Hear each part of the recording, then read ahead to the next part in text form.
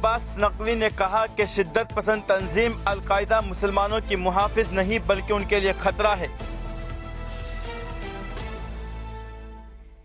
AMU मुलाजिमीन का नुपुर शर्मा और नवीन जिंदल के खिलाफ एहतजाजी मार्च।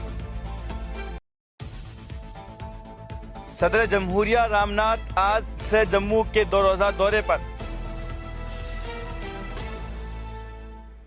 पबजी गेम खेलने से मना करने पर नाबालिग बेटे ने मां का कत्ल किया। वज़ीर आज़म मोदी की ईरानी वज़ीर खारिजा से मुलाकात।